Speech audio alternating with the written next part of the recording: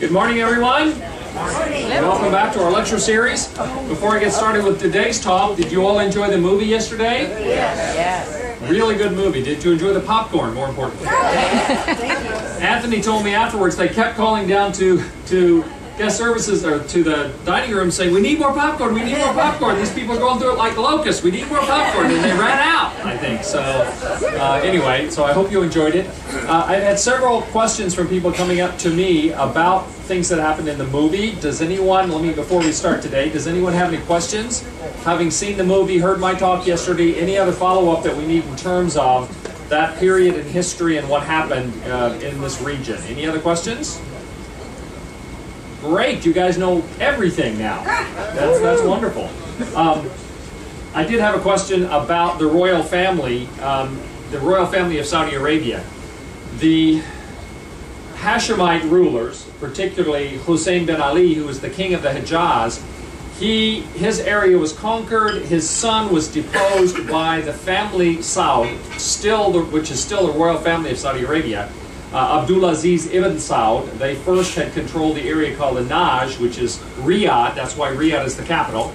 And then later on, they conquered most of the rest of the Arabian Peninsula, with the exception of the very southern part. And that was because the British were controlling that. And the British, after having supported first the Hashemite family, and then having lied to them, they then supported the Saud family in conquering the Hijaz and the Hashemite family. And so in the 1920s, the family Saud, with the first ruler, Abdulaziz ibn Saud, ibn means son of, so he was of that family, he took over. And I just had a question about, but yeah, when was the first king? Because there seems to be so many of them. Well, Abdulaziz ibn Saud had multiple wives, and he had 45 sons and multiple daughters. And so the family Saud has continued to be very prolific in their reproduction ever since then. So the royal family, those who are related to family Saud, the royal family of Saudi Arabia, is huge because Abdulaziz started all that with all of his sons and daughters. Okay, so just a little bit of information. Today we're talking about the mysteries of the Nabateans and Petra. The Nabateans being the people who, while they weren't the first ones to be settled in this place, they were the ones that built the city that you're going to see in a few days when we get to Jordan and travel up to Petra. This is where we are today. We're into the May lectures. This afternoon we will have the first of two lectures about Egypt in preparation for our visit to Luxor and the Valley of the Kings, the Karnak Temple, the Luxor Temple, etc. This afternoon we will talk fairly general terms about the history of Egypt, give you a little background. We'll talk some about hieroglyphics, those sorts of things. And then tomorrow morning at 10 o'clock we will have a talk with Ava, and she wanted to emphasize that this is a less formal presentation, but we're doing it in here because of needing to show slides. She's going to be talking about icons. And again, this will be very helpful and valuable to you leading up to our visit to St. Catherine's Monastery, and their extraordinary collection of icons there. Most of which you won't be able to see, but the ones they have in the museum still will knock your eyes out. And so she'll talk about that tomorrow at 10 in the morning in here, and then tomorrow afternoon I will do the second of our Egypt talks, which is Pharaoh's temples and tombs, in specific preparation for what you will see and what you can expect when we are in Luxor. Okay? I continue to put this up here, the website where you will be able to find the videos of these lectures. In addition to the videos, and Carolyn is set up so that she can try to capture the images here as well, but all of these PowerPoints will be there as well. And you can just open these PowerPoints, you can print them out, they will include the lists of the classes and the lectures and that sort of thing. So all of this will be available to you as well. All right, let's talk about the mysteries of the Nabateans and Petra. We have to give you a little history here, at least modern history. The story of Petra begins, or from our point of view, with a Swiss explorer whose name was Johann Ludwig Burckhardt. Burckhardt was born toward the end of the 18th century, and when he was in his early 20s, he traveled. He'd been educated in Austria, in his homeland, but he moved in his early 20s to England, and when he went to England, he did it with a specific desire of getting support to become an explorer. The 19th century especially, and he was early on in the 19th century, was the period of great exploration. That was the time of David Livingstone being in Africa, you know, Dr. Livingstone, I assume, or presume, and all of these other people, especially Africa, parts of the Middle East, were unexplored by the West at that point. And so Burckhardt, in his early 20s, went to Britain and to England. He ended up spending some time studying at Oxford, studying Arabic, but he approached a man named Sir Joseph Banks. Joseph Banks was a member of the Africa Society, it was called, the Africa Association, and they were supporters of exploration in Africa. He was also a member of the Royal Society of Scientists and Explorers, and so they would fund people doing these sorts of things.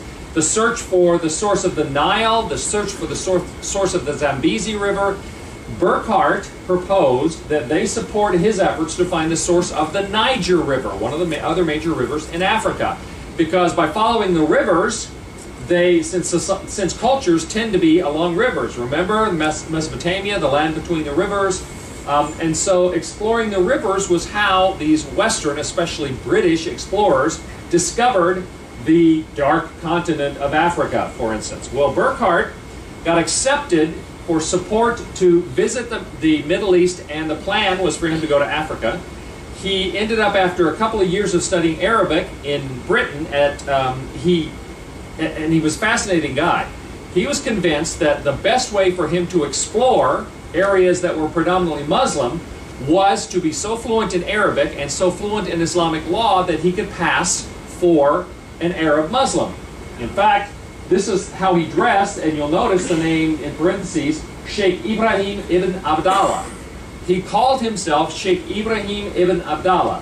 When he left Britain, he stopped for a time in Malta, the island of Malta, to further his studies. And in Malta, he heard about an explorer who had been killed, but the stories had come back that he had found a lost city. Now, Petra had not been heard of for well over 500 years. It was just a rumor that there was this stone city somewhere in the desert. They didn't know where it was. Nobody from the West knew anything about it. It was a lost city. Well, from Malta, Burckhardt went on to Syria. He lived in Aleppo for a while and got a Christian Arab to help him become completely fluent in Arabic. He also studied Islamic law, and to the point where his Arabic was so good and his knowledge of Islam was so good, he really did pass as an Islamic scholar in the places where he traveled. After spending some time studying in Aleppo in Syria, he headed south, still hearing stories about this hidden city. He traveled throughout the Middle East, visiting various desert areas. In fact, he was responsible in Egypt for finding the temple of Ramses II at Abu Simbel. We will not see that. It's a little further south than we're going to go. But if you've ever seen these 4 huge seated statues of Ramses II seated outside the door of this temple, that's Abu Simbel. And he's the one that discovered that. Well, along the way, as he was traveling in 1812, traveling down into the desert areas, he heard, because they thought he was an Arab, he heard some Bedouins talking about this amazing stone city that was nearby. And so he convinced them to take him, particularly so that he could offer a sacrifice at the tomb of Aaron, the older brother of Moses, who was supposedly buried there. Well, they take him in August 22nd of 1812. They take him through what we will see, the Sikh, the stone canyon, and this was the first image that he saw as he came out of that stone canyon, the Sikh. He visited there. He didn't have a chance to spend a lot of time because he was afraid it would be obvious that he wasn't necessarily who he purported to be. And if they realized that he was a Westerner, he was not Arabic, and he was not Islamic, then they certainly would have done away with it. So he saw all this. One of the things that was important about Burckhardt is he kept track, he kept journals of all of the things he saw everywhere he went. He did maps, and he would send these things back to England every chance he got, every time he got close to a port or anywhere he could send things back. So we have all of the materials that he collected during that time. After seeing the the extraordinary city of Petra that had been lost for over 500 years. He ended up, after a while, sending those things back. 10 years after he was actually there, in 1822, all of the details of this, some of his maps, the description of it, were published in England, and that started a flood of visitors. The tourist trade started booming in the 1820s for Petra. Unfortunately, by that time, Burckhardt was no longer with us because he traveled so much, he endured such hardships that he ended up contracting several diseases, including dysentery. He recovered from it at one point. He'd gone to Cairo and was waiting in Cairo to prepare to take a caravan trip to Timbuktu, which is in modern-day Mali in West Africa, in order to begin, he hadn't even started yet, to begin the search for the Niger. Well, he had a reoccurrence of dysentery, and he died when he was, let's see, was it 32, I think? Yeah, at age 32, from dysentery in Cairo. And it was after that, that was in 1817, it was after that that they published his reports, his stories, and people in Britain began to learn about this ancient city of Petra. Now, Petra has been called the Rose Red City. Smithsonian Institute said this is one of the 28 places you absolutely must see before you die. And it's called the Rose City because it is made out of this sort of rose-colored, in some places it's golden, in some places it's more red, but generally rose-colored sandstone. The entire city is carved out of this sandstone. Now, this Arab gentleman is standing at the top. This is just the pedestal at the top of the tower of the El Dair, which is the monastery on top of the mountain. You can see you're looking down. This is the first sight that you will get when you walk through the sea. This is the treasury, it's called, Al-Khazneh. And it's not actually a treasury. I'll tell you about that in a minute. What happened was, when he discovered this, sent word back after 5 centuries, people found out about it.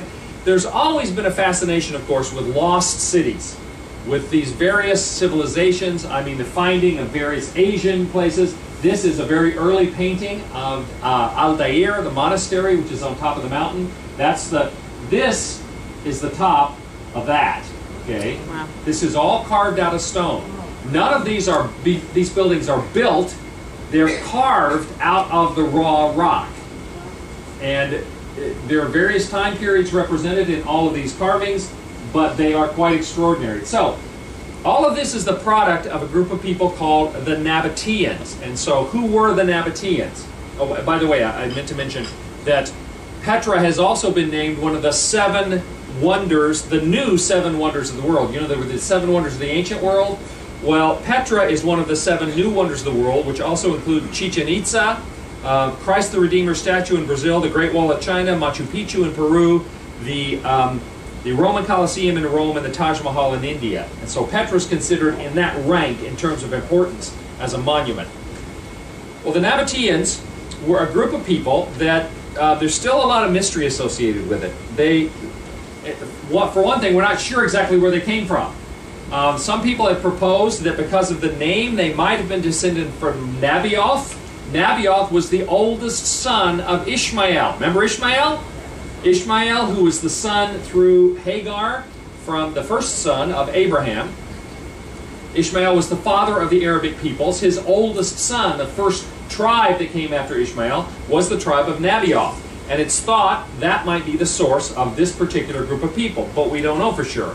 The most common idea is that they were Arabic tribal peoples from further down in Saudi Arabia that migrated north and ended up settling in areas. At first they were migratory. They were like so many Bedouin tribes. They would travel back and forth. They didn't settle in one place. In fact, apparently they were afraid if they settled in one place that they would be conquered. As long as they kept moving, as long as they were migratory, then they wouldn't be conquered by anybody else. Until they finally found Petra and said, well, this is a place we can easily defend. There's no danger of us being conquered. The Nabateans were famous for being merchants. They were traders. I'm going to show you some trade routes here. But from the earliest time of history, this is the map that I showed you earlier during the time of after Solomon, King Solomon, when we had the northern kingdom of Israel and the southern kingdom of Judah. This is before the northern kingdom was destroyed by Assyria, and we talked about that, and the southern kingdom destroyed by Babylon. But Look down here, the Nabatoo tribes, which had, again, most scholars think had come north from the Arabian Peninsula, existed at that point. Now, I want you to notice this is the border of their area. We've got the Edomites, the Moabites, the Arameans, the Ammonites, etc. Those are all sort of biblical names. Those were tribes that existed back then. The dividing line for the Nabatoo territory is right here. It's on the lower end, equal to the lower end of the Dead Sea. Later on, we have the Nabatean tribes growing. In fact, now their area of control is well north of the Dead Sea. The Nabatean kingdom, because they were traders, they became very wealthy. They controlled trade routes all over this part of the world. In fact, when we were in Oman, you saw all the frankincense, right? They were the primary traders that were responsible for bringing frankincense from south in Arabia and bringing it up north so that it was used in homes as sort of deodorizer or air freshener. It was used in temples and churches and all sorts of things. So the Nabateans continued to grow. They continued to develop their empire because of their wealth. Eventually, Nabatea went all the way north. And in fact, later on, even after this time, they controlled all the way up to Damascus. They controlled from there all the way over to the Mediterranean Sea. And this is why. These are some of the trade routes they controlled. All the way down into the area of Yemen and Oman, over to the Nile River, and all the way over to, in fact, they were at one point responsible for a lot of the trade routes like the Silk Road further north. Because of their success as traders, they traded in spices, incense, gold, animals, iron, copper, sugar, various kinds of medicines, ivory, perfumes, and fabrics. At first, they were camel caravan traders. Later on, using the Omani dhows, remember those ships, the boats that we saw? They were trading as far away as China, bringing in goods, taking goods there.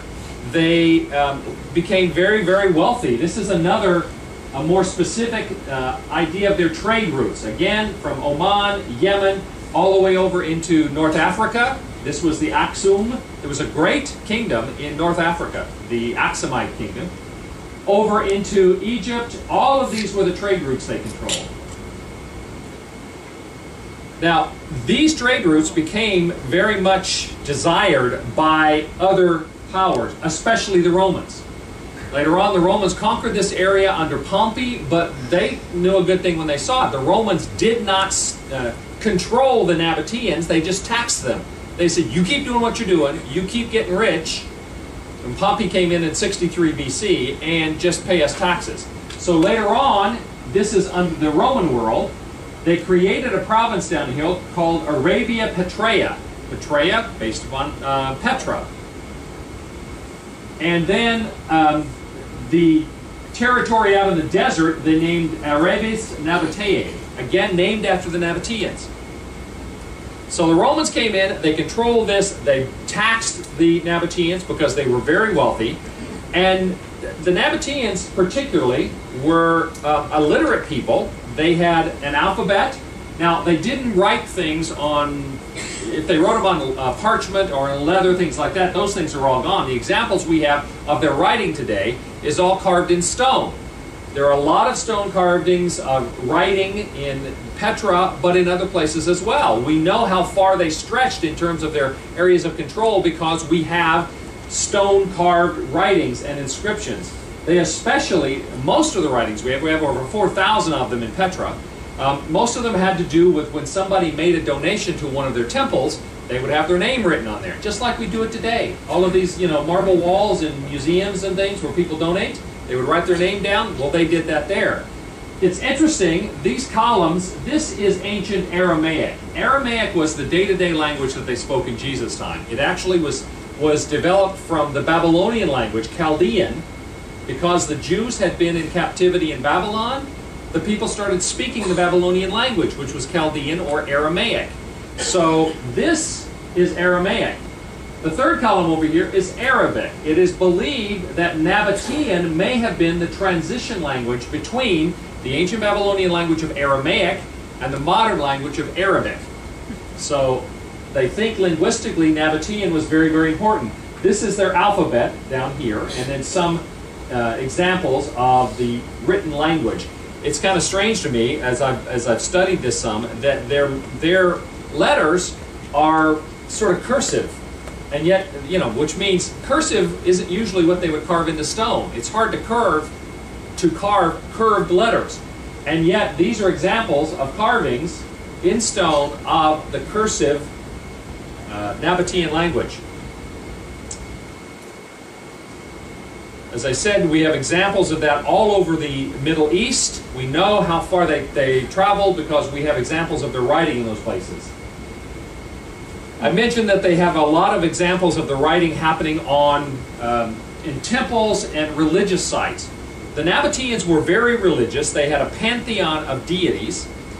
A pantheon meaning they had multiple gods. Their two most important gods, remember when I talked about religion and I said usually it was the sky god, which was thought of as male because of the power of thunder and all of that, and then the fertility god. The Nabateans were right there. Their primary god was called Dushara, the lord of the mountains. He was the sky god. He was the powerful one. Then they also worshipped a goddess called Alat, who is the fertility goddess. They had a moon goddess and various other gods in their pantheon as well. But one of the strange things about their deities is they seldom represented them, at least early on, with human characteristics. In fact, this is a little unusual, but you know it's a square. Notice it's a square block. When you go to Petra, as you go down toward the Sikh and through the Sikh, when you get inside Petra, in a lot of places you'll see these niches that will have just what look like blocks in there. Sometimes they'll have really fancy carved, and inside it there will be 1 or 2 or 3 blocks. They had sort of the 3 primary gods they had, which was the sky god or sun god Dushara, the fertility goddess Alat, and then the moon goddess. And so they often will have 3 of these blocks. Those blocks represented their deity. Later on they started sort of putting faces on them, making them a little more personal. But you'll see these everywhere. Another thing they would do is create these standing stones. Now, this is not a piece of stone that was carved and set up there. The mountaintop used to be higher than this, and they carved everything else away. So this is actually the bedrock that's sticking up there. These blocks, in fact, there's a Greek historian who wrote and said, I saw their gods, and they were just blocks of stone. And so you'll get a lot of these kinds of niches with stone blocks in there. Those are called beitels, or sometimes called jinn blocks, D-J-I-N. But beitel is the usual name. God blocks is sort of the general name for them. So you'll see these kinds of things everywhere going into and inside Petra. Later on, they, like most of the cultures in this part of the world, were influenced by the Greeks. Alexander came through. He conquered everything. The Greek language came to be used. And so at that point, they started creating a much more humanized version of their deities. This is the god Dushara, the sky god, sun god. This is what they made him look like later when they were influenced by the Greek gods, because of course the Greeks and the Romans, their gods look like people. And so this is actually a late Nabatean sculpture of Dushara, their primary deity. The Nabateans were also very artistic. Obviously, they were big on carving stone. They carved this whole city. And by the way, the city of Petra covers 400 square miles. And you get to walk over all of it. I'll give you a map in a minute. It's a huge area. You will not see it all. In fact, Carolyn and I are pleased to be going back because there were parts of it that we simply didn't get to see when we were here before. There's too much of it. So it's not like, I mean, people see that image of the treasury and they think that's it. That first building you see, that's just the entrance. That's just when you first come into it. They have carved stone heads. They have votive figures that are worshiping, that they have produced. They have some fairly intricate carving in their stonework. Again, their deities were just stone blocks, but they have some very intricate carving. They created coins. They had their own coinage, and also decorative items like jewelry. These are a pair of earrings. So a lot of various artistic kind of expression by these Nabateans. How is it that they were able to be so successful in trading? Those routes that I showed you a minute ago, those trade routes, are right across the middle of huge deserts. Well, the reason that they were able to do all of that is because the Nabateans' greatest skill was not carving or building cities or anything else. It was water management. The Nabateans were brilliant hydrologists. There's not a lot of rain in this part of the world, although 2,000 years ago it was not quite as dry in the whole of the Saudi Peninsula or the Arabian Peninsula or in the Middle East as it is now. It's gotten drier. But this is a picture from as you go into Petra, through the sea, through this canyon that we'll look at, along the side there are water troughs.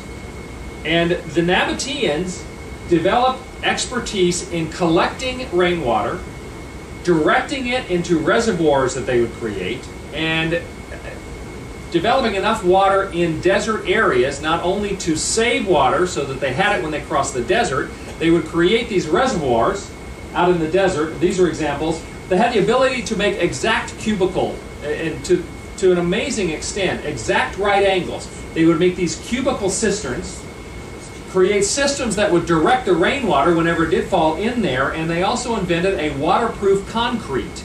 They would line these cisterns and reservoirs with waterproof concrete, direct the water in there, and seal the top, and they would have water whenever they wanted. Going out across the desert, they would create various kinds of these giant reservoirs, and then they would cover them over. Again, they're sealed with waterproof concrete, and they would cover them over, hide them, and leave markers that only they recognized. Well, the Romans, even though they left them alone because they were doing so well and they could tax them and get benefit, the Romans kept trying to figure out where are all your water sources across the desert. And they never did find out. In fact, they're still finding these kinds of things. This one has steps going down into it. It's the middle of the desert. I mean, you can see this. They think this was a swimming pool. That they not only used it for drinking water, but it was used for bathing. That they, and so they would have these huge water sources. There's a story told about the Persian army under the general Cambyses. The Persians were traveling across the desert, and they would travel for a day or two, and they were running out of water. Nabatean traders would show up on their camels with all of these goat skins full of water and sell it to them at an exorbitant price. They would not tell them where to get water.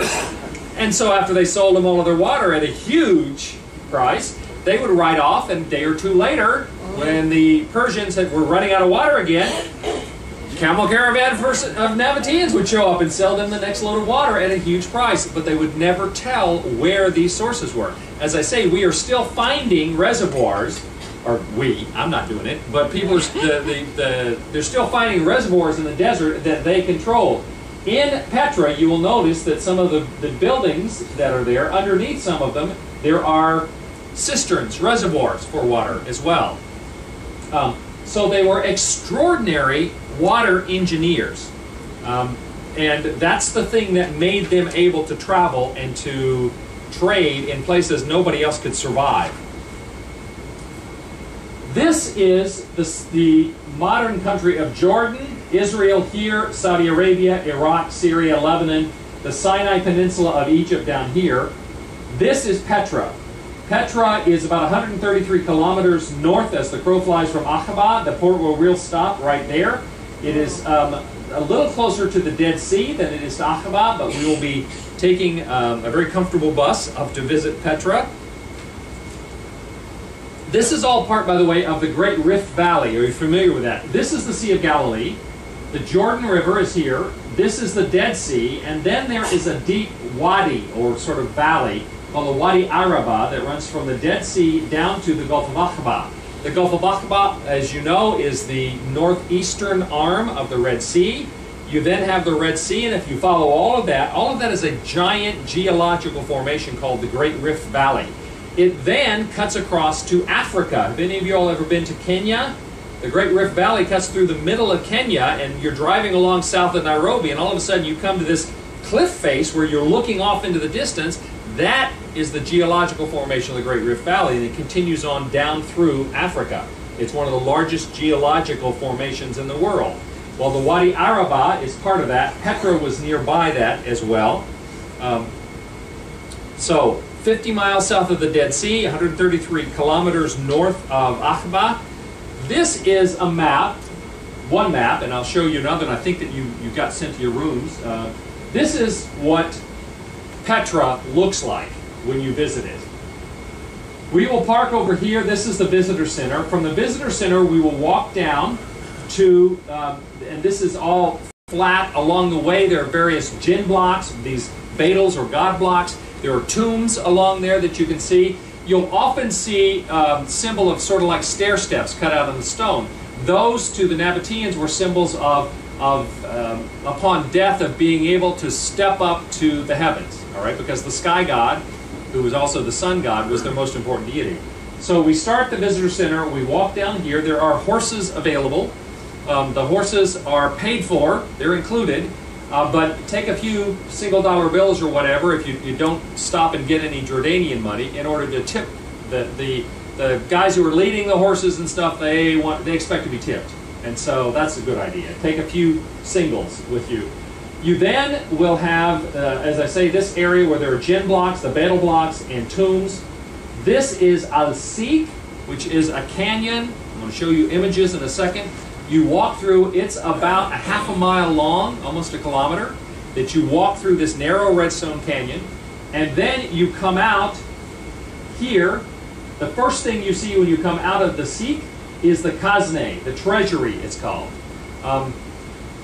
Fascinating. It wasn't a treasury, it was a tomb, but the local legend was that this was a place where they kept money, and everybody kept thinking that they were going to find, that there was a potential of them finding treasure there. There are various, as you walk from the Khazne down through here, there are buildings carved into the stone on both sides. There is an ancient Roman-style theater. But again, unlike the Roman theaters, they would take blocks of stone and stack them up to make the seats and the steps. This is all carved out of the raw rock. If you wish to, you come down here, there is the Colonnade Street. There is the Great Temple, which is just, it's not a whole temple now, it's just pillars and things. Up on the right-hand side as you're going down there, there are the royal tombs where kings were buried. There was a Christian church here, and they have mosaics as part of that. I'll show you pictures. And when you get down here, this is where there's a museum. That's where we'll have lunch later. If you wish, you can walk up on top of the mountain, the highest point, the monastery, which is called Al-Dair.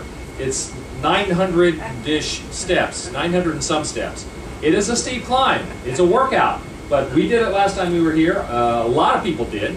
And while it's a pretty good climb, it's not really steep. It takes its time going up there, but it's a workout. Don't do it if you're not comfortable with walking. But get up there. It's a beautiful building carved in the stone, and also you can look out over the valleys from up there. And there are other places. There's also the high place of sacrifice, which is the other direction from the treasury.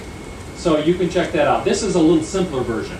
From the visitor center, you walk down to the Sik, which is the canyon that goes through. When you come out, you will see the treasury building is the first thing you see. Then you have the street of facades, the theater I mentioned, the royal tombs over on the right, the colonnaded street down to the museum, and if you wish, you can go up to Al-Dair, the monastery. There are toilets in several places along here. There are cafes. We will be having lunch here at the bottom of the hill below and there's a museum there below the path to Al-Dair. Now, this is one of the images as you walk down to the Sik. This is after the visitor center, before you even get down to Petra. You will see this sort of thing. They were tombs. You will notice that they have these carved blocks, which are representative of their deities. This is an example of the most primitive kind of carving that they did. This is early on in the Nabatean culture when they were at Petra. You get down then to the Sik. As I say, the Sik is a half a mile long. It's about almost a kilometer.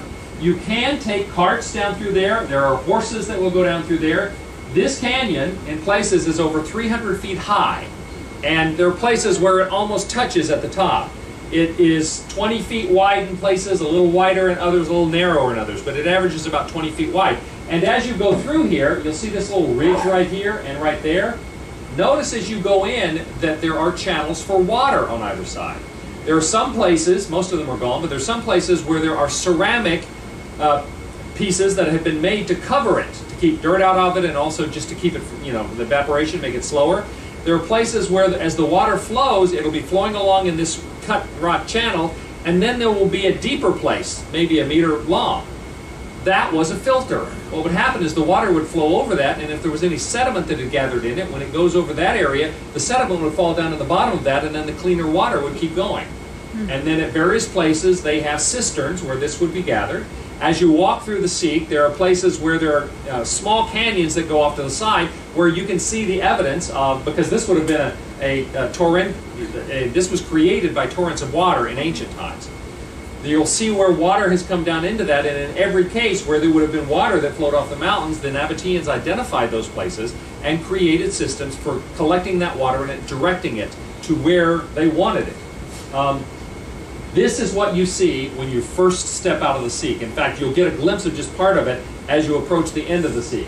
This is Al-Khazne, the treasury. Several images of it here. These are people.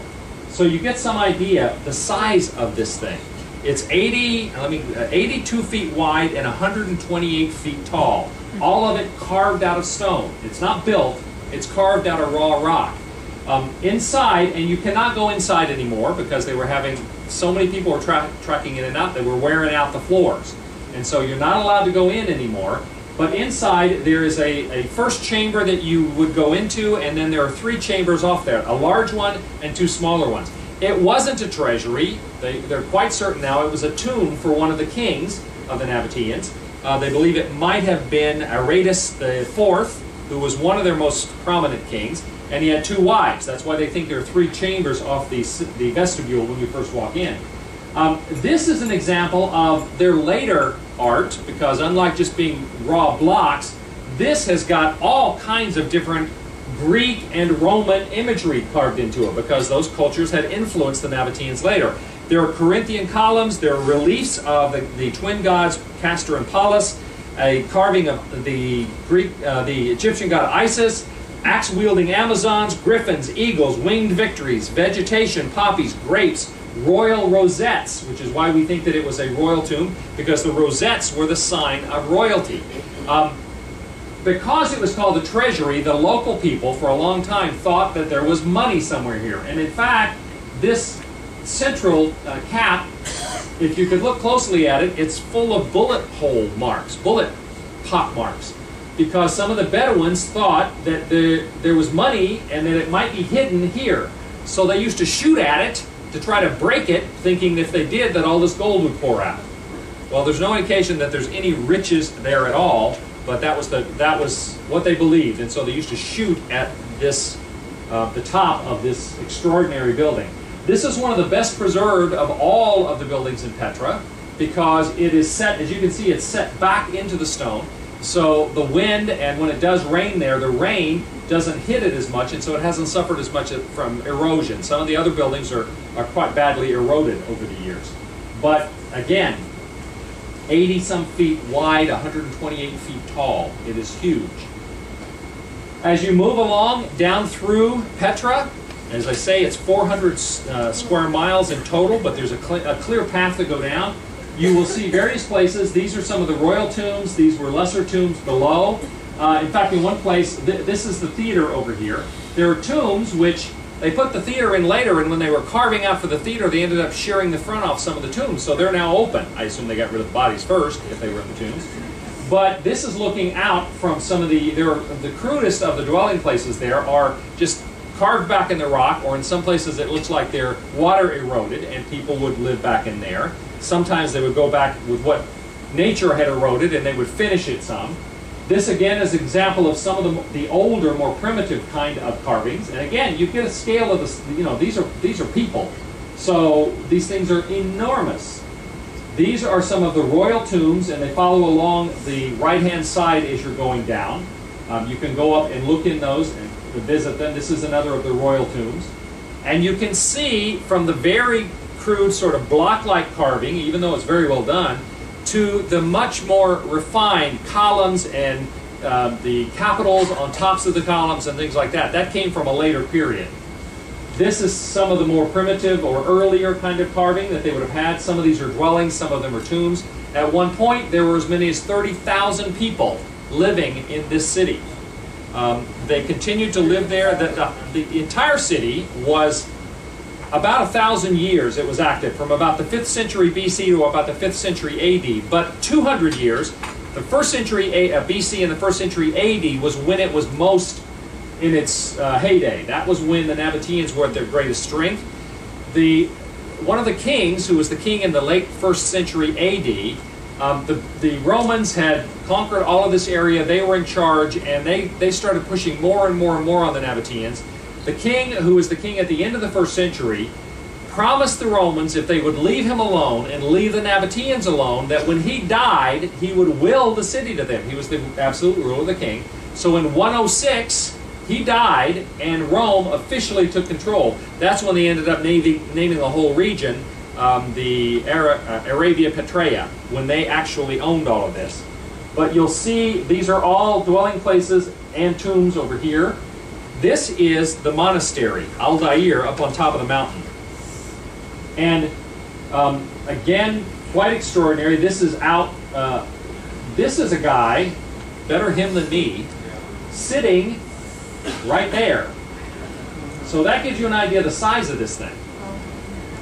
All of it, and the way they did this is, in most cases, they figured out they would start at the top and start carving down. And like all of the rooms inside these things, it was solid rock, and they would just start chiseling it out. They'd say, okay, this is wide enough, and then we'll go straight down, and they would be ejecting the broken rock as they chiseled all this stuff out of there.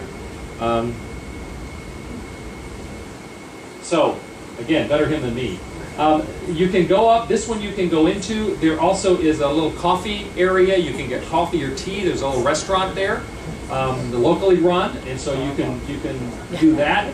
Now, up until fairly recently, maybe 10 years ago, at night, the Bedouin peoples would actually come in here and live here. They stayed in these areas. And then finally, the government of Jordan, because there was a lot of damage, the tourists are not allowed into most of the buildings, a lot of the buildings now, and the Bedouins were told, you can't live here anymore. So they have to leave at night, but in the morning they will come back, and they have camels you can ride and horses you can ride. I mentioned to you that the New Zealand nurse who wrote the book, Married to a Bedouin, she will be there, assuming she's not on vacation in Dubai, as I said, and so you can purchase one of her books and get her to sign it if you want. So they have shops. You can purchase various kinds of souvenirs there. There are places that are an example of the later Christian influence. In fact, the Aldair, this at one point, there was a church that met in that building. And so there were later Christian influences. These are the mosaic of the floor, a very Roman-influenced church. That's one of the things that Carol and I didn't get to see when we were there before, so we want to look forward to that. But there are all these different periods of time that various people were in charge and that you see reflected. This is a very Roman kind of mosaic area. So that is the ancient city of Petra, the Nabateans. Do you have any questions about any of that? Yes? Ross, about what time do we get to the treasury?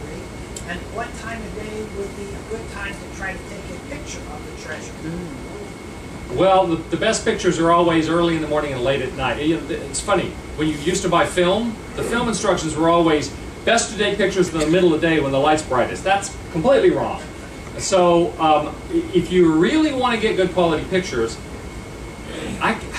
we got there probably 10 in the morning, something like that. And we will spend most of the day, till late afternoon. We'll come back to the buses and then get back to the boat from there. I can't really tell you the best time to take pictures of the various things. This is usually not in direct sunlight, but that's good. I mean, you can the opening to the Sikh is directly across from it, and so if you get back around the opening of the Sikh, you've got a good shot of the front of the treasury. If you go up to the monastery, there's a lot, there are not that many people that walk all the way up to the monastery. You've got a lot of room up there that you can climb up, because I told you there's a little restaurant here. You can get tea and coffee and stuff. If you walk up the hill from that, you can get a good shot down toward the Aldair, toward the monastery. And we'll get there late morning, and I'd recommend that if you want to really try to get good light shots, probably try to get your best pictures right then, because when you get to midday, early afternoon, then it's going to be brighter and you don't get as good an image then. I'm giving you photo instructions now, but yes?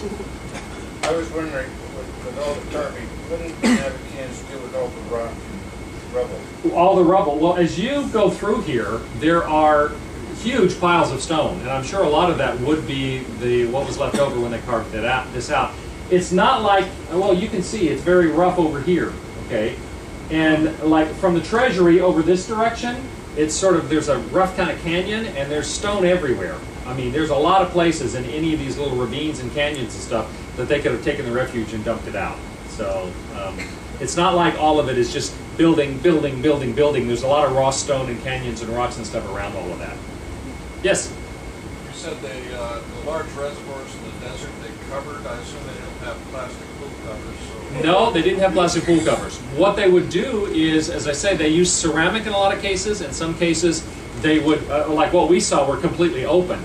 Often what they would do is they would make an opening, and then, you know, a smaller opening, and then they would dig out, you know, the reservoir, and then cover the opening. So the ones that they've completely taken the top off of, so you can see, that's probably not what they were like originally. They would have a small opening, and then once they got down into the rock, then they would expand it, so that then it could seal the top. And again, they believe that there are many of these water reservoirs in various places throughout the desert that we still have never found, because there aren't any nabateans around anymore to tell us about that. But yeah, they were quite extraordinary in that regard. Yes? How long does it take to get to walk to the monastery? I'm sorry, what? How long does it take to walk to the monastery? It took us about 45 minutes, as I remember. Forgive me if that's wrong, but I seem to remember about 45 minutes for us to walk up, because it's a pretty good climb. Don't try it. You know, if you're up for it, it's worth it. If you don't walk a lot, or if you're not used to it, if you've got mobility issues at all, then I would not recommend you try getting up to the monastery. But it is worth getting up there if you're, you know, and it's a good workout. Carol and I both walk a lot, and so we enjoyed that. Yes? Do you know why the monastery is called the monastery? Well, it's because monastery, or sometimes convent, is what they translate the Arabic word, which is al-dair. And it's believed that at one point it may have been an ancient site of worship, and then later on it was, as I say, used for a church for a while. They actually had carved a niche out in the back, which was kind of an altar place. And so it took on that. But then the treasury, Al-Kazne, is called the treasury, and it was never a treasury. It was a tomb. And so these names got attached later on. Okay? Yes? Are the Bedouins descendants of the Nabateans? What's that? Are they descendants, the Bedouins, are they descendants of the Nabateans? Well, the Nabateans were Bedouins, but not all Bedouins are Nabateans. Because you remember yesterday in the talk I showed you all these different tribes? Well, the Nabatu tribes were probably a collection of some of those that kind of were in relationship with each other and then migrated north and created this. But the vast majority of the Bedouin tribes would not be necessarily related to them. They may all have some common ancestry as Arabic peoples, but so the Nabateans were Bedouins, but not all Bedouins are Nabateans. Make sense? Over here, yes. Did they have any agriculture or orchards? Yes, they had agriculture. In fact, that's a lot of what they had to use the water for, is growing things. And they had some extraordinary ways of doing that. For instance, they would create a shallow funnel and perhaps have one fruit tree that they planted there. And they used a particular kind of soil around the tree, a less kind of soil. And what would happen is they would get a rain, the narrow funnel would direct the rain down to the tree, and then the particular kind of soil they used would absorb the water and then sort of seal, so that it kept the water in there. So with only 1 or 2 rains a year, that fruit tree would produce. And in various other ways, again, they had kinds of irrigation. They were the geniuses about how to use water. And so they did grow a lot of their own food in places, and then they also traded for a lot of it. You know, they would bring the things, that the incense and various other things, metals, whatnot, that they would bring from elsewhere, and they would trade it for food as well. So, but they did grow their own food, and they were doing it in places nobody else could manage it, because they knew how to solve the water problems. Yes? The time frame of the construction, the earliest reference we have to this is from the 300s, early 300s BC. It had already existed by then. We believe that the city had been there from about the 5th century BC. Now that's the first written reference we have to it. The natural part of it, though, like the narrow canyons, and it's protected even if there weren't any carved buildings there. So we think there may have been people there much more ancient times in terms of staying in that area. But the city we believe, started around the 5th century BC, and then the high point was 100 BC to 100 AD, and they continued to build during that time. Yes, in the orange. Do we have any examples of what they used? The tools they used, they didn't have any equipment. This is all done by hand. I mean, they would use chisels and mallets to carve out these enormous chambers and things. So it was very much sort of a, chisel and mallet kind of thing to dig all of this stuff out. So very, very primitive tools. None of this kind of stuff, okay? Yes? Are we on our own, or do we have guides that go with small groups, or how does that kind of work throughout the day? You will have guides. In fact, everywhere we stop from here on out, you will have multiple guides. Usually what they'll do is they'll have one guide per bus. And like in this case, we had a guide last time we had a guide that walked down from the visitor center with our group and pointed out things to us and described them, etc. And then all the way through through the Sikh, pointing out particular things like some of the jinn blocks, the betel blocks that represent their deities. And then once we got out to the Al-Khazneh and described all of that, then we were kind of on our own and then gathered again later. Does that sound right, Rob? Does that sound good? Okay, good. So you will have somebody explaining it to you, but at a certain point, after you get through the Sikh and out into Petra and they've described what's going on and sort of given you a layout, they will turn you loose and you can go and focus on what you want to focus on. And then we'll get back together. After the restaurant that is sort of at the bottom, it's at the bottom of the hill that the monastery, Al-Dair, is at, but it's sort of at the end of where you would walk down through the main channels, and it's pretty clear where the main roads go. There is a restaurant down there. They have a very nice meal, so we will all eat together, and then after that, we will kind of start moving back up, and there will be carts and things available for people who have mobility issues and have reserved those. I think some of you have talked to Rob about making sure you have something. From that restaurant, they can take you all the way back up to the visitor center. Okay, up through Petra, through the Sikh, and back up to the visitor center. But if you need that and you have not made those arrangements, is there still time, Rob? Yes. Okay, you can still make those arrangements. Plus, there are always people there. There are people with horses and camels and carts. You can always book your own. And if you have any questions about how to do that, one of the guides that are with us, they can help you with that. Over here first, and then I'll get back to you. Yes. First place, what were these monuments used for? Right. First place. And the second one, at a given time, you told us there were 30,000 people living there. Right. Can we see any of these that are still left on the ruins of them? Oh, well, a lot of those places I showed you were dwellings. In fact, let me back up here. See this? Now, some of these were tombs. Some of them were homes.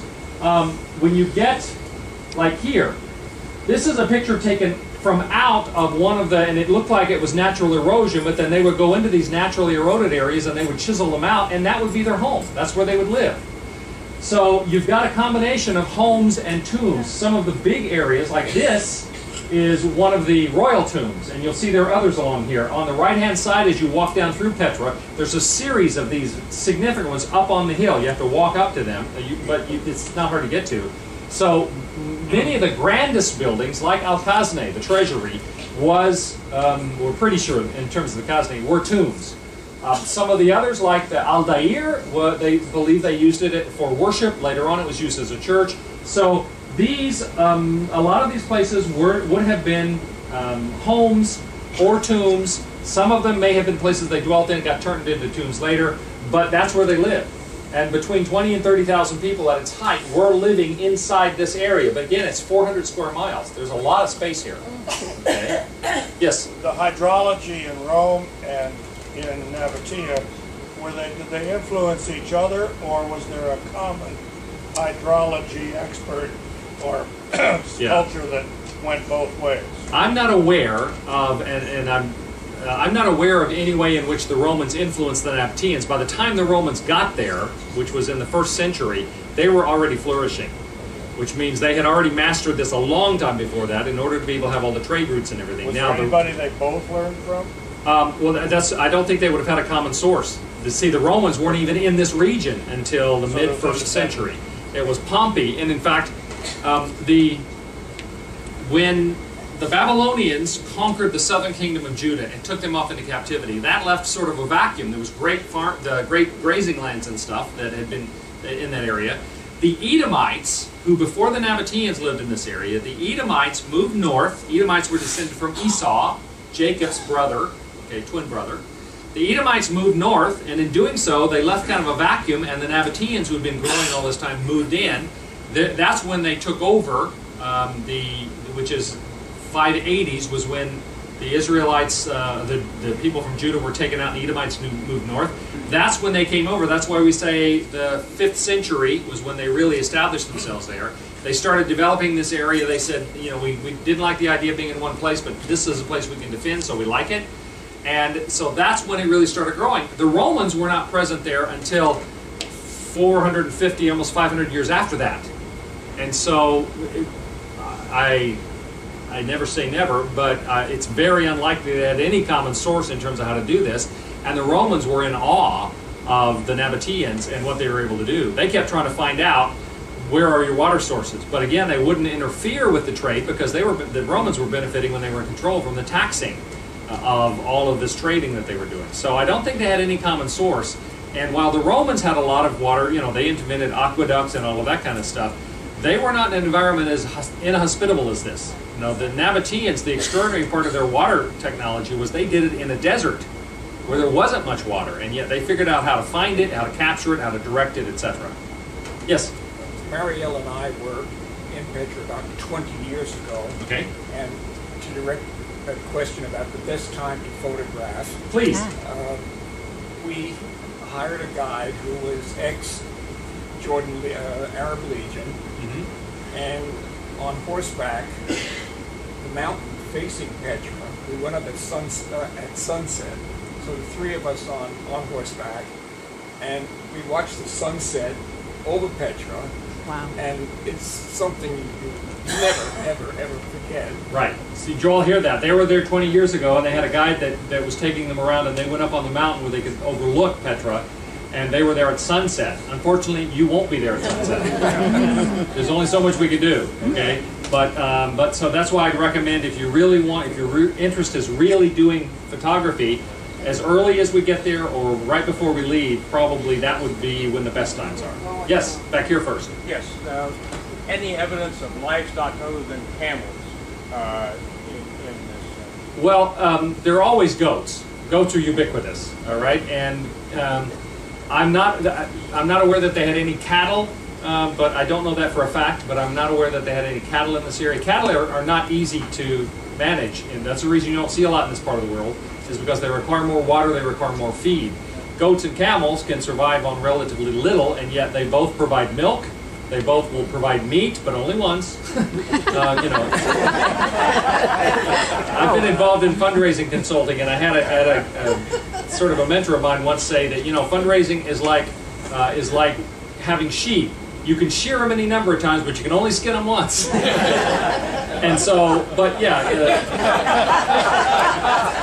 they have horses now, and they probably had horses to some extent earlier. But one of the things in ancient times, the horses, and in fact, if you know, in the Bible, if you ever read a reference to a horse, it's a reference to warfare, because for the longest time, horses were only used for warfare. They weren't used for just riding. You used a camel or a burro, which they have burros there, you know, donkeys. And then they have goats as well. So they had all of those kinds of animals, just like all other desert peoples had. The Bedouins, as migratory people, they would always have herds of goats as well as camels and often burros and things like that. Any other questions? Yeah. Yes, right here. You said there's a museum down here, the restaurant we're going to get. Right. Is it worth going to? I don't think we went in the last time, because by the time we got back down from the monastery, we ate lunch, and then it was pretty much time for us to start moving off. So I can't say, to be honest, but check it out. I'm sure you'll be able to figure out pretty quick. Up here, Paul? What's that? Well, where did they get the inspiration for their architectural design? Early on, as you saw, it was very much just square blocks. And that's what they used to represent their deities, as well as what the design on their homes were. And you can tell the early stuff because it is just square block. But that's obviously pretty natural. It doesn't take much inspiration to realize we're going to square off the corners of this piece of stone, and we think that'll be more attractive. later on, as they were influenced by, you know, after Alexander came through, they were influenced by the Greek Hellenistic kind of culture, because that, even though they were kind of isolated, that carried over, and so you see Greek influence. That's why they have some of the Greek gods represented. You have Corinthian columns, that kind of thing. And then later on, the Romans. The Romans came in, and you see Roman influence, especially in the mosaics and some of those kinds of things. So, based upon the different kinds of designs you'll see, from the very rough kind of, didn't necessarily need to have a source for the design of the carved stone blocks, to Corinthian columns and various other kinds of Greco design, to some of the Roman influence in the mosaics and some of the carving as well. You can see the various periods of time as people came in and did influence them. So all of those were a factor. Yes? Is there any evidence of defensive structures that they felt they needed to be able to defend this city they built? There were not a lot of defensive structures, but as I say, you saw the entrance. How many people would it take to protect that? Okay, you don't go over it. Now, there are other ways to get into Petra now, but for the most part, the protection was purely natural barrier, and it did not take much to protect. Early on, the Nabateans did have a military capability. Later, by the time the Romans really came in there, around the end of the 1st century BC, early 1st century AD, they had lost a lot of their militaristic capabilities and even inclinations, and were much more pastoral in terms of animals and that sort of thing, because there had not been a big demand for that. There's not a whole lot of people, you know, coming through there. It's not like they were in the Mesopotamian Valley where everybody and their brothers marching through there wanting to take over. And so they had some military capability earlier on. Later on, they sort of lost all of that and eventually just sort of melted away. You know, there are no more evidence. There's no more nabateans as far as we have any record of. Yes. Your slide here looks like people up on that level. Are we able to Yes. access the exterior of these? Yes, in fact, this is up one of the tombs, and yes, you can walk up there. A lot of them you can go into. The one, because it's the first one everybody sees when they come out of the seat, the Al-Khazne, the treasury, everybody wanted to go in that one, because when you first walk out there, you don't see all the rest of this stuff. And they finally had to say nobody else can go in there, because you think, well, it's stone. Well, you get hundreds of thousands of people, you know, walking on stone, and eventually it starts wearing out. But there are a lot of other places, like Al-Dir, the monastery, and the royal tombs and others, that you can go into them. Now, there's not, you know, they're usually just chambers in there. It's not like you go in and they've got a spinet piano and they've got, you know, drapes and all that kind of stuff. There's raw rock at this point, but you can go into the chambers on a lot of the buildings. Yes? Was there anything that shows why people left and it was a lost city for so long? Right. The reason they left is because, well, first the Romans, as I told you, the last great king there, he willed it to the Romans, and the Romans sort of took over. And we don't have exact details about why they completely abandoned it, but apparently they did not abandon it quickly. And the reason we say that is because they have found no evidence. Usually, if somebody deserts a town because they're being attacked, or because, you know, there's a great natural disaster or catastrophe or a plague or something that comes, they will find evidence of the fact they left in a hurry. They'll leave behind silver coins and personal items, things like that. There was no indication of that here, so we believe that it was abandoned calmly, slowly, over some period of time, and probably simply because the Romans now technically owned it, and they were controlling that area, and so the Nabateans sort of went back to their nomadic kind of lifestyle and left the city, and then they actually just, you know, disappeared. They intermarried. There's no more Nabateans anymore. Yes? You said that there are now other ways to get into Petra. Right. When they were there, was the Sikh the only reasonable way to get in? I guess you could have come over. Yeah, I know that there's other ways to get in, because the people that work there now drive pickup trucks around the site. I'm not exactly sure what those ways are, but there is an indication there are other ways to get in. Whether or not those were available, you know, 2,000 years ago or not, I don't know. But the primary way to enter, because it's the dramatic way and it's the way that was their primary entrance, is through the Sikh. But as I say, there's evidence that there are other ways that you can get in and out of there now because the workers that are in there. But I don't know if that was a concern, if that got developed later, or what's going on. Okay. Any other questions? thank you all very much. Trust me, you're going to enjoy Petra, and we'll see you this afternoon.